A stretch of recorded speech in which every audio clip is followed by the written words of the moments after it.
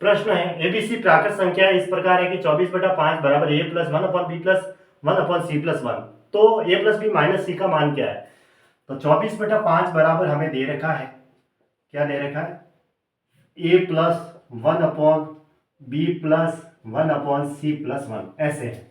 ठीक है, अब यहाँ ए प्लस वन अपॉन करना है तो फिर क्या करते, 5 का इसमें भाग दे दो, 4×20 प्लस 4 शेष पड़ रहा और बटा 5, इसको ऐसे लिख सकते हैं।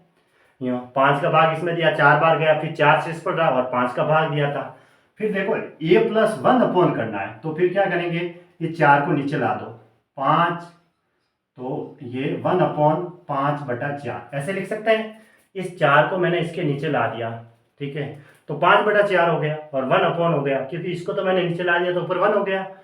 अब ए प्लस वन अपॉन, तो देखो 4 प्लस 1 अपॉन बना। अब बी प्लस 1 अपॉन करना है तो 5/4 को और सॉल्व करो, 4 प्लस 1 अपॉन 4 का भाग 5 में देंगे एक बार प्लस 1/4, ठीक है।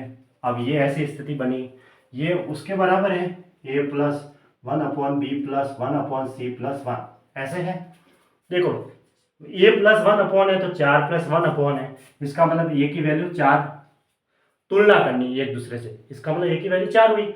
फिर देखो 1 अपॉन के अंदर 1 प्लस 1/4 है तो बी प्लस 1 अपॉन है, तो उसी तरह 1 अपॉन, तो यानी 1 अपॉन होना चाहिए तो 1 अपॉन है, और तो इसका मतलब बी की वैल्यू तुलना करने पर क्या है, बी बराबर 1 है। अब सी की वैल्यू चाहिए, देखो फिर 1/4 है तो यहाँ पे क्या है, 1/c+1 है, यानी कि 1/4 बराबर 1/c+1 है।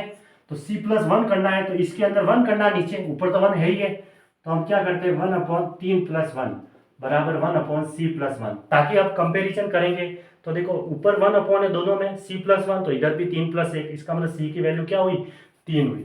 c की वैल्यू कंपेरिजन करने पर 3 हुई, तुलना की। तो अब हमें क्या ज्ञात करना है, a प्लस बी माइनस सी, यानी a की वैल्यू 4, b की वैल्यू 1 माइनस सी किया तो कितना आया, 2 आ गया, 5 में से 3 गया 2 आया, तो ऑप्शन बी राइट है, 2। एक ड्रम में मौजूद गेंदों में 7/18 गेंदें लाल थी, 8/15 गेंदें नीली थी और गेंदें थी और शेष गेंदें पीली थी, है ना। यहाँ शेष होगा, क्या होगा, शेष, शेष गेंदें पीली थी, यहाँ शेष है।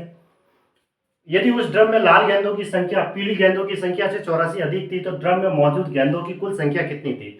अब मैं मौजूद गेंदों की कुल संख्या इतनी लेता हूँ, 18 और 15, यहाँ नीचे देखो 18 इधर यहाँ 15 है, तो मैं ऐसी गेंदों की संख्या लेता हूँ जो 18 और 15 से कट जाए, यानी 18 और 15 के पहाड़े में आने वाली संख्या है 90।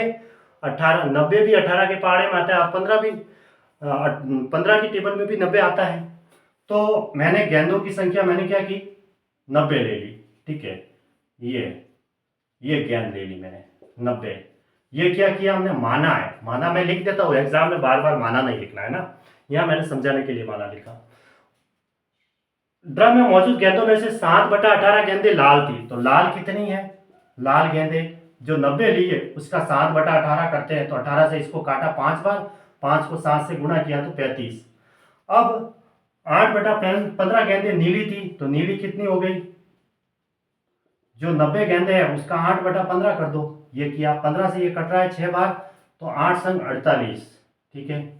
अब शेष गेंदे पीली थी, तो पीली गेंदे कितनी होगी, फिर शेष शेष बची हुई, तो 35 और 48 को जोड़ते हैं तो 83, तो 83 हुआ, 35 और 48 को जोड़ने पर 83 हुआ। टोटल हमने 90 लिया थी गेंदे, 90 में से 83 माइनस की तो पीली बची हुई शेष 7 गेंदे।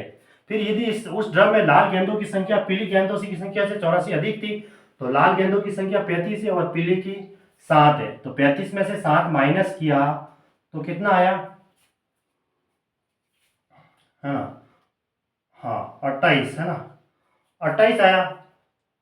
तो 28 की वैल्यू दे रखी है 84, इसने कहा है कि उस ड्रम में लाल गेंदों की संख्या पीली गेंदों से 84 अधिक थी, हमारी कितनी अधिक है, 35 में से 7 माइनस किया तो 28 आया। तो 28 की वैल्यू किसके बराबर दे रखी है, 84 के बराबर। एक प्रश्न में दे रखी है 84 अधिक थी, तो 7 से काट दो, 7 चौक 28, 7 एकम से 7 दूनी 14, 4 से काटा तो 1 की वैल्यू किसके बराबर हुई, 1 की वैल्यू होगी 3 के बराबर।